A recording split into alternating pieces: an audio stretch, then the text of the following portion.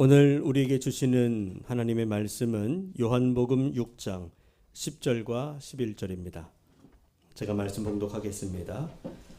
예수께서 이르시되 이 사람들로 앉게 하라 하시니 그곳에 잔디가 많은지라 사람들이 앉으니 수가 5,000명쯤 되더라. 예수께서 떡을 가져 축사하신 후에 앉아있는 자들에게 나눠주시고 물고기도 그렇게 그들의 원대로 주시니라. 아멘. 자, 우리 옆 사람 축복하며 함께 인사하겠습니다. 하나님은 당신을 사랑하십니다. 네. 자, 오늘 함께 읽은 본문의 말씀은 우리가 너무나 잘 알고 있는 오병이어의 기적입니다. 자, 이 오병이어의 기적은 사복음서에 다 기록되어져 있을 정도로 매우 중요한 어떤 메시지를 우리에게 전해주고 있다라고 볼 수 있습니다.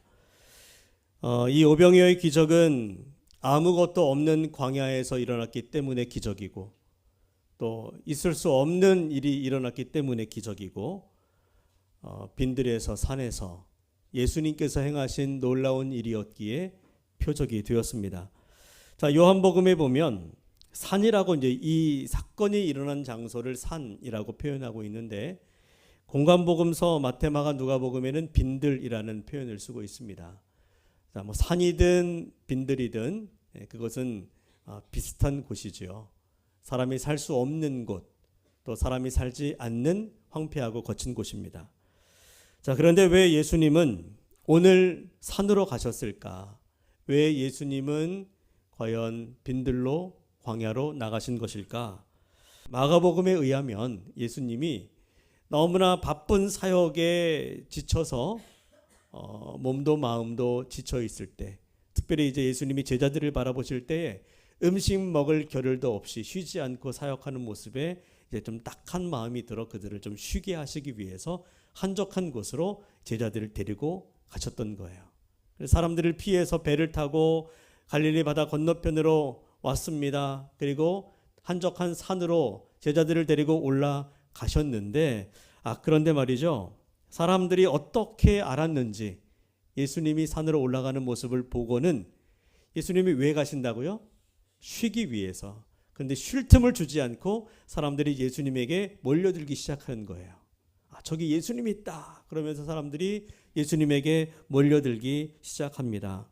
예수님이 산으로 올라가시자 그 수많은 사람들이 예수님을 따라서 산으로 올라오기 시작했어요.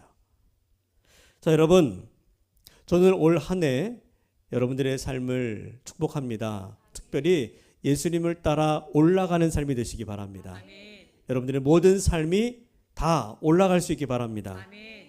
특별히 성경에 보면 올라가다라는 표현이 있고 반대로 내려가다라고 하는 표현들이 종종 나오는데, 올라가다라고 하는 것, 물론 올라가는 것은 쉽지 않아요. 산으로 올라가고 계단을 올라가고 어딘가를 올라간다는 것은 힘이 듭니다. 그런데도 성경은 올라가는 것을 좋은 의미로, 내려가는 것을 부정적 의미로 이야기해요. 애굽으로 내려갔던 아브라함이 뜻하지 않게 자기 아내를 바로에게 빼앗길 뻔했던 그런 일들을 당하게 되지요. 어떤 사람이 여리고로 내려가다가 누굴 만나요? 강도를 만나서 돈 빼앗기고 또 몸도 마음도 망가졌었죠. 내려가다가 당한 일들입니다. 저는 여러분들이 언제나 올라가는 삶이 되기를 바랍니다. 높은 곳을 향해서 날마다 여러분들의 신앙의 수준이 올라가기 바랍니다. 여러분들의 믿음이 날마다 자라나기를 바랍니다. 여러분의 인생이 날마다 독수리 날개치며 올라감 같이 높이 비상하는 그런 복된 한 해가 되시기를 예수님의 이름으로 축복합니다. 자, 이렇게 사람들이 예수님 만나기 위해서 산으로 막 올라오는데, 자, 오늘 본문 5절에 보면 예수님께서 눈을 들어 큰 무리가 자기에게 오는 것을 보시고 라고 했습니다. 자, 예수님은 지금 산 위에 올라가 계셔요. 그리고 사람들이 그 예수님을 따라서 산 밑에서 올라오고 있습니다. 자, 그러면 산 위에 계신 분은 그냥 이렇게 내려다만 봐도 사람들이 오는 것이 보이지요. 자, 그런데 여기 보니까 5절 표현에 보면 눈을 들어 보셨다라고 했습니다. 자, 이것은 단순히 그냥 풍경을 바라보듯이 주변을 이렇게 둘러보면서 보는 것이 아니라 그냥 쳐다보는 것이 아니라 눈을 들어 보았다는 것은 어떤 목적을 가지고 자세히 뚫어지게 그렇게 살폈다라고 하는 것입니다. 예수님이 산을 올라오는 사람들을 보시는데 그냥 그들을 멍하니 이렇게 바라보시는 것이 아니라 그들 한 사람 한 사람의 표정을 바라보고 그들 한 사람 한 사람들의 모습을 바라보았다는 거예요. 눈여겨보셨고 관심을 갖고 살폈습니다. 그들의 상태를 보시면서 그들의 필요가 무엇인지 그걸 보셨다는 거죠. 여러분, 예수님이 오늘 성경에서 보니까 그 산 밑에서 예수님을 따라서 막 산을 향해 올라오는 사람들을 눈을 들어 바라보시는데 그들이 지금 너무 몹시 지쳐있는 모습을 보신 거예요. 당신도 힘들고 당신도 배고프고 당신도 지쳤지만 그 예수님을 따라 올라오는 사람들의 모습을 보니 그들이 지쳐있고 몹시 배고파하는 것이 보였습니다. 그래서 그들에게 지금 먹을 것이 필요하구나, 저들에게 먹을 양식이 필요하구나 라고 하는 것을 아시고 예수님이 제자들 중에 빌립을 불러서 이렇게 말씀을 하셔요. 자, 5절에 이어서 보면, 자, 시작. 빌립에게 이르시되 우리가 어디서 떡을 사서 이 사람들을 먹이겠느냐 하시니. 한참 산을 향해 올라오는 사람들을 바라보시던 예수님이 그들을 바라보고 그들의 필요를 아신 예수님이 이렇게 말씀을 하는 거죠. 빌립아, 내가 보니 지금 저 사람들이 너무 지쳐있고 몹시 배고파하는 것 같구나. 하루 종일 아무것도 먹지 못한 것 같은데 우리가 저 사람들을 위해서 뭔가 먹을 것을 주면 어떨까? 내가 저들을 뭔가를 주고 싶은데 어떻게 하면 좋겠느냐? 여러분, 이것이 바로 우리 인생을 바라보고 계시는 예수님의 마음이시죠. 주님의 사랑의 마음, 긍휼의 마음. 우리를 바라보시면서 예수님이 그들의 표정만 바라보고 그들의 모습만 보고도 그들에게 무엇이 필요한지 지금 어떤 상태인지를 아시는 것처럼 우리 주님은 여러분들을 바라보시며 여러분들의 마음과 또 여러분들의 삶을 아시고 여러분들의 필요를 아십니다.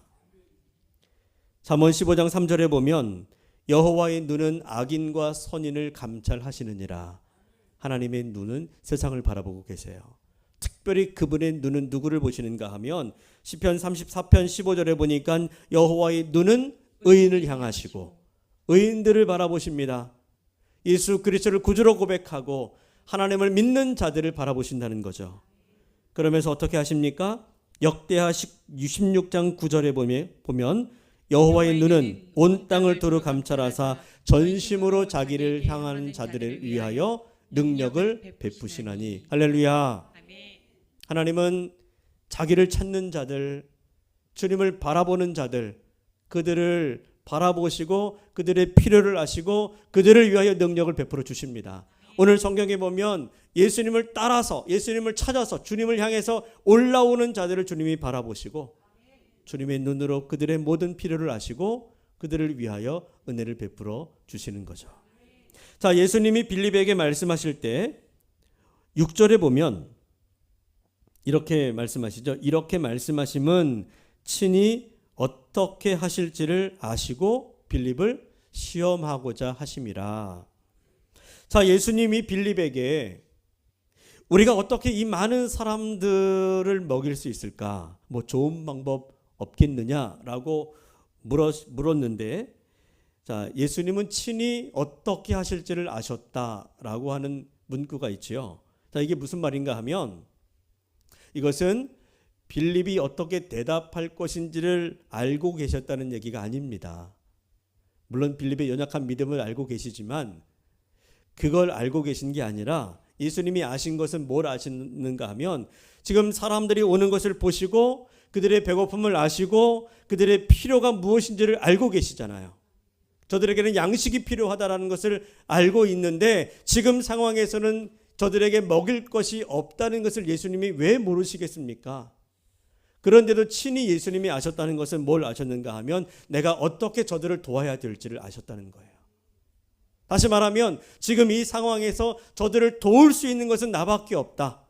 예수님만이 능력을 통하여 저들의 필요를 채우실 수 있다는 사실을 예수님이 알고 계셨다는 것입니다. 여러분, 주님을 따라 산으로 올라오는 사람들, 그들이 올라오기도 전에 그들의 모습을 보시고 그들을 보시는 것만으로 그들의 상태와 그들의 필요를 아시고 내가 저들을 어떻게 도와야지라고 하는 계획을 이미 예수님이 가지고 계셨던 것처럼 우리가 주님께로 나아가 기도하기 전에 오늘 여러분들이 이곳에 주님을 예배하기 위하여 오시기 전에 이미 하나님은 여러분의 형편을 아시고 우리의 필요를 아시고 우리를 위하여 가장 좋은 것을 주시기 위해 예비해 놓으신 분이심을 믿으시기 바랍니다. 자, 예수님은 이미 그 마음에 내가 이들을 위해서, 이 많은 사람들을 위해서 어떻게 먹여야지라고 하는 계획이 있으셨어요. 다시 말하면 오병이어의 기적을 일으킬 계획을 가지고 이제 빌립의 믿음을 시험하기 위해서 물어보십니다. 예수님은 적어도 빌립이 제자로서 예수님이 하나님의 아들이신지 아닌지를 알고 있는지, 예수님이 어떤 분이신지 내가 그토록 지금까지 표적을 통해서 보여주었는데 정말 빌립이, 제자들이 예수님이 어떤 분이신지를 정확하게 알고 있는지 모르는지를 시험하시는 거예요. 그래서 지금까지 예수님이 행하신 표적과 기적을 본 사람이라면, 적어도 예수님의 제자라면 이렇게 문제를 만났을 때, 인간의 능력으로 해결할 수 없는 어떤 어려운 문제를 만났을 때 그들은 누굴 의지하고 누굴 바라봐야 될까요? 여러분, 누구를 바라봐야 합니까? 예수님을 바라보고 예수님을 의지하고 예수님을 찾고 예수님에게 구해야죠. 그게 믿는 자들의 모습입니다. 그래서 예수님이 우리가 어디서 떡을 구해서 이 사람들을 먹일까라고 물으실 때 예수님이 하나님의 아들이심을 믿는 자들이라면 뭐라고 대답해야 될까요? 자, 여러분들이라면 뭐라고 대답하시겠습니까? 이렇게 대답하지 않겠어요? 예수님, 뭐가 걱정입니까? 여기 예수님이 계신데. 당신은 물로 포도주를 만드신 분 아닙니까? 그러니 그 능력으로 여기 굴러다니는 돌멩이로 떡을 만들면 되지 않겠습니까? 뭐 이런 얘기는 못할지라도 여러분, 적어도 예수님 물어보실 때 글쎄요, 저는 잘 모르겠지만 주님은 아십니다. 주님은 하실 수 있습니다. 이 정도 이야기한다면 그래도 중간은 가지 않겠어요? 그런데 여러분, 오늘 성경에 보면 이 똑똑한 빌립이 뭐라고 대답해요? 예수님이 우리가 어떻게 이 문제를 해결할 수 있겠느냐라고 물었더니 이 빌립이 뭐라고 대답해요? 자, 7절 한번 읽어봅니다. 시작. 빌립이 대답하되 각 사람으로 조금씩 받게 할지라도 200데나리온의 떡이 부족하리이다. 빌립이 합리적인 계산기를 이렇게 두들겨 보니 그의 논리적이고 합리적 생각에 의하면 아무리 떡을 구해온다 할지라도 이 많은 사람들을 먹이기 위한 떡을 구하는 것도 어렵지만 지금 자기들 수중에 돈도 없는 거예요. 얼마가 부족해요? 200데나리온이 부족한 것입니다. 200데나리온은 엄청난 돈이죠. 자, 그러니 아무리 떡을 구한다 할지라도 돈도 없고 떡도 부족하고, 그래서 빌립이 내린 결론이 뭡니까? 할 수 없다. 할 수 없다. 저들을 불쌍히 여기는 주님의 그 긍휼의 마음은 알겠지만, 도와주고 싶은 마음은 굴뚝 같지만, 우리가 있는 지금 형편이 어쩔 수 없으니 할 수 없습니다. 저들을 먹이는 거 어렵습니다. 자, 여러분, 예수님은 이미 사람들이 떡을 달라 하기 전에 그들의 필요를 아시고 내가 어떻게 그들을 도와야지라고 하는 마음이 이미 계획이 있으셨어요. 그리고 그들의 문제에 대한 해답을 가지고 빌립에게 물어보셨던 거죠. 그런데 빌립은 뭐라고 대답합니까? 그는 자신이 가진 지식과 자신의 생각과 자신의 판단과 경험과 형편만 생각하면서 이건 이래서 안 되고 저건 저래서 안 되고 이건 이래서 어렵고 어쨌든 어렵다, 안 된다, 이런 결론을 내리고 있는 거죠. 자, 여러분, 오늘 우리는 어떻습니까? 우리의 삶에도 오늘 예수님과 이 무리들이 만난 그런 상황들이 종종 찾아옵니다. 우리의 삶에도 빈들과 같이 또 거친 광야와 같은 그런 결핍과 어려움들이 있지요. 그래서 우리도 문제를 만날 때마다 우린 늘 그런 질문을 우리를 향해서 하지 않습니까? 내가 이 문제 어떻게 하면 좋지? 내가 이 문제 어떻게 해결할까? 우리 스스로 그런 생각을 하고 자신에게 묻습니다. 그런데 여러분, 그 질문은 내가 나에게 묻는 게 아니라 사실은 내 안에 계신 주님이 물으시는 거예요. 예, 빌립아, 우리가 이 문제를 어떻게 해결하면 좋을까라고 빌립에게 물으셨듯이 문제를 만난 여러분들에게 주님이 여러분들의 생각을 통해서 묻고 계시는 거예요. 우리가 이 문제를 어떻게 해결하면 좋을까? 그때 우리는 어떻게 대답해야 될까요? 우리의 믿음을 시험하시는 주님에게 우리는 뭐라고 대답할 수 있습니까? 여러분, 대답하기 전에 이것 한 가지 분명히 기억하십시오. 주님은 이미 우리 형편을 알고 계시고 우리의 필요를 아시고 그 문제의 해결책을 완벽하게 다 예비해 놓고 있음을 믿으시기 바랍니다. 이것을 믿는 사람이라면 아무리 문제가 힘들고 아무리 우리 앞에 광야와 같은 어려운 현실이 있다 할지라도 주님을 바라보고 주님을 의지하고 주님 때문에 평안을 얻게 될 것입니다. 그러나 사실 되게 많은 사람들이 거기에는 우리도 포함될 수 있을 거예요. 주님의 일하심을 믿지 못한 채 빌립처럼 내게 부족한 것만 생각하고 어려운 상황만 이야기하면서 낙심하기 쉽다는 거죠. 여러분, 광야와 같은 문제 앞에서 정말 중요한 게 뭐냐면 사람의 논리적이고 합리적인 판단이 아니라 하나님의 일하심을 전적으로 신뢰할 수 있는 믿음이라는 것입니다. 우리 인생의 해답 되시는 예수님께서 우리의 형편과 문제를 아시고 이미 우리가 직면한 문제에 대한 해답을 예비해 놓으셨음을 믿으시기 바랍니다. 자, 빌립에게는 돈이 부족하고 음식만 부족한 게 아니었어요.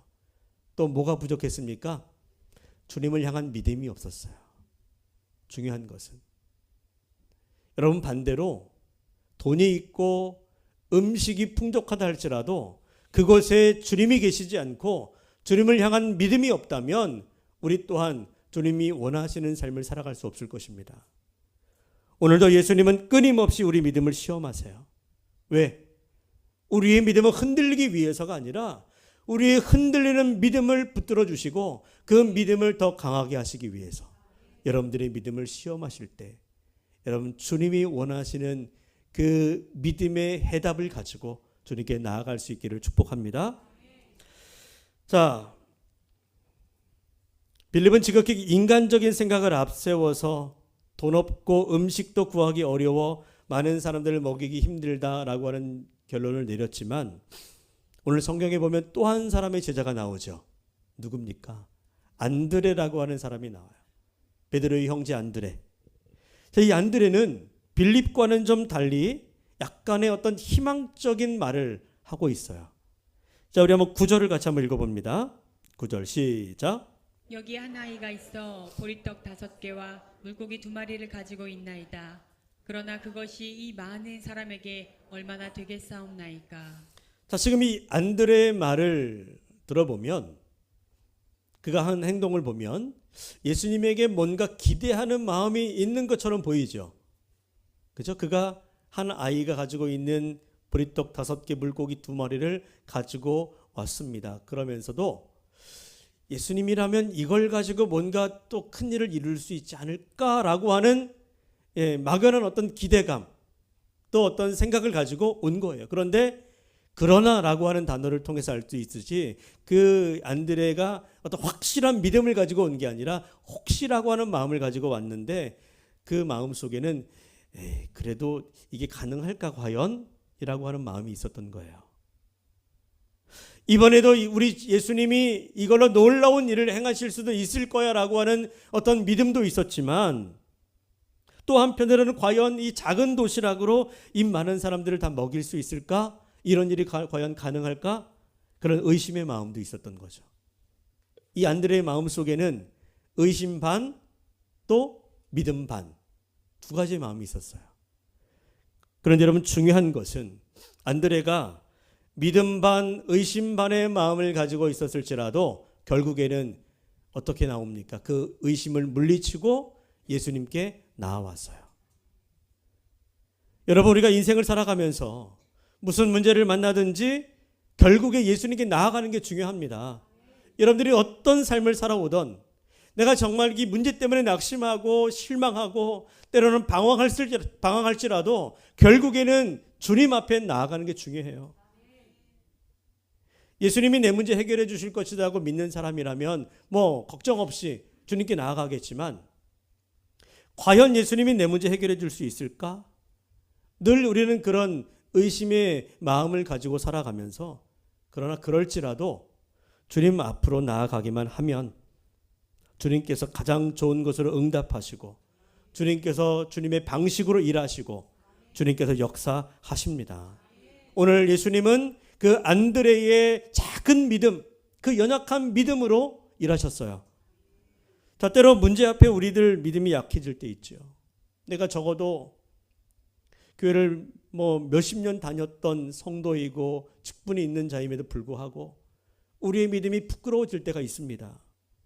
그러나 아무리 작은 믿음이라 할지라도 그 믿음 가지고 우리가 무언가를 행하며 주님 앞에 나아갈 때 주님 역사하는 거예요. 작은 믿음이라고 부끄러워하지 말고 그 믿음 붙잡고 나가십시오. 마태복음 17장 27절 20절에 보면, 만일 너희에게 믿음이 겨자씨 하나일 만큼만 있어도 이 산을 명하여 여기서 저기로 옮겨지라 하면 옮겨질 것이요, 또 너희가 못할 것이 없으리라. 할렐루야. 겨자씨만 아주 작은 믿음이라도 그 믿음 붙들고 주님께 나아가면 역사가 이루어집니다. 여러분, 우리가 하나님 앞에 나아갈 때 여러분들이 지금 생각하고 만들어내는 답을 가지고 나아가지 마십시오. 그 답 필요 없어요.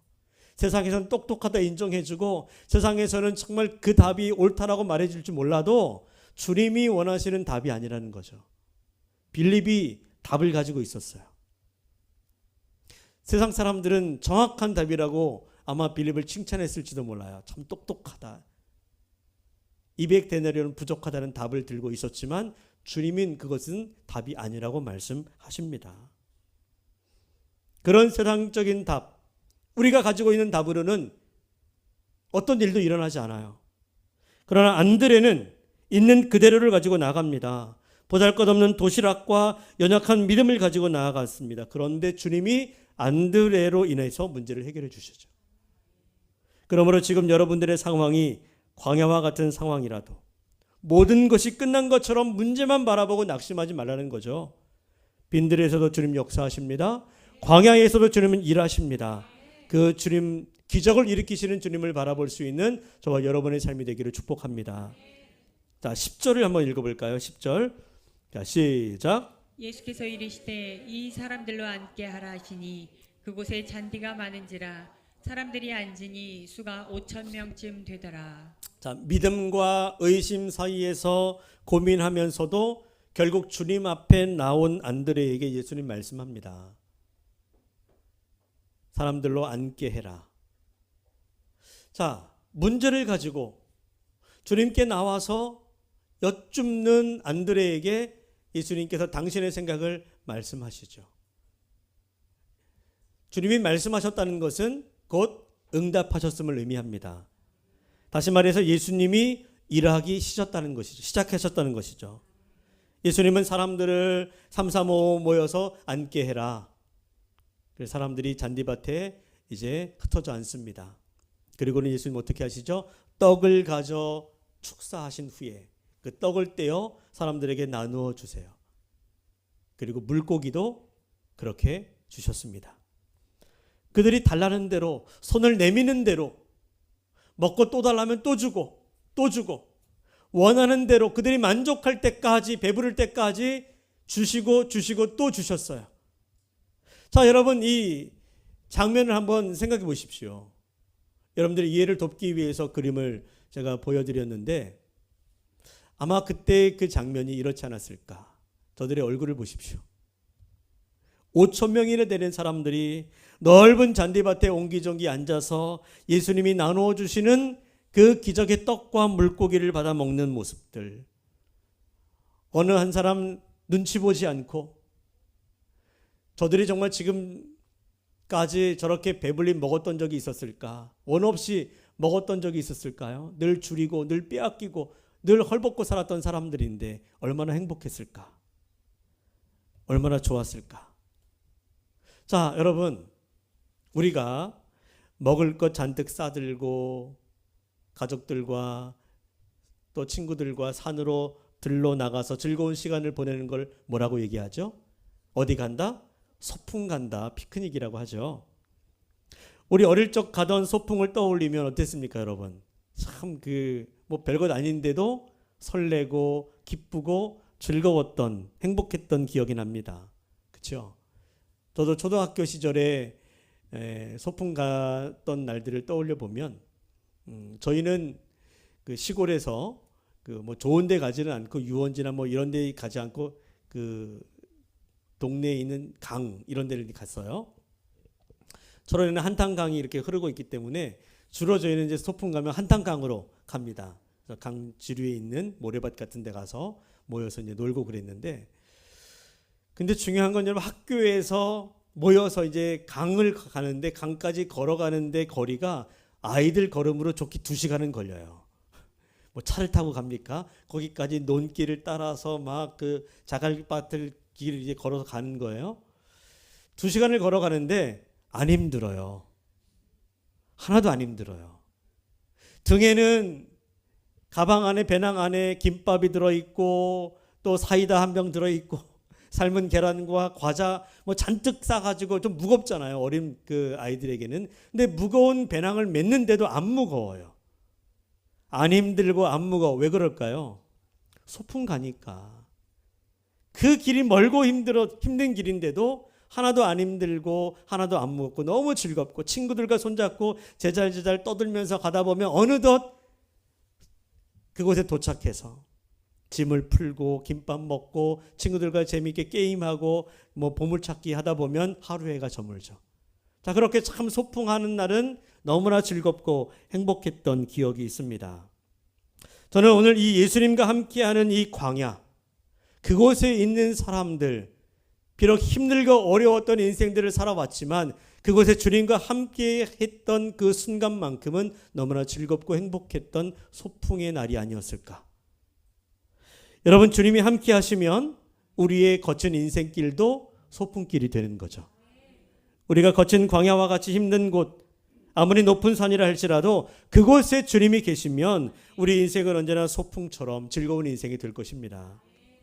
우리가 어떤 일을 만나도, 어떤 곳에 있어도 그 문제가 얼마나 힘들고 어려우냐, 그것이 얼마나 힘들고 거칠고 험하냐, 이게 중요한 게 아니라 그곳에 예수님이 함께 계시는가 계시지 않는가, 여러분, 이게 중요합니다. 내 인생에, 오늘 내 가정에, 내 직장에, 내 사업장에 이런 문제 저런 문제들 많이 있지만 예수님과 함께 할 수 있다면 여러분들은 그곳에서도 결코 부족함이 없는 충만한 은혜를 누리게 될 것입니다. 자, 수많은 무리들, 그들이 있었던 산은 그저 평범한 동네 산이죠. 광야와 같은 곳입니다. 그런데 예수님이 그곳에 함께 계시니 그곳이 거룩한 장소가 되어지죠. 기적의 장소가 되고, 예수님이 하나님의 아들이시고 하늘로부터 내려온 생명의 떡이라고 하는 하늘의 비밀을 알게 되는 진리의 장소로 바뀌게 되었어요. 그러므로 여러분, 광야는 우리가 가진 것을 잃어버리는 곳이 아니라 하나님의 그 무한한 가능성을 발견하는 곳이고 주님의 일하심을 보게 되는 곳입니다. 여러분의 인생에서 지금 광야처럼 느껴지는 순간이 있다면 우리는 더 주님 붙잡고 더 주님을 의지해야 합니다. 우리가 어떤 상황에서든 예수님께 나아갈 수 있다면 여러분들의 삶의 모든 문제 해결 받을 수 있어요. 치유받고 위로받고 사랑받고 인정받고 용서받습니다. 왜냐하면 예수님이 우리 인생의 모든 문제의 해답이 되시기 때문이죠.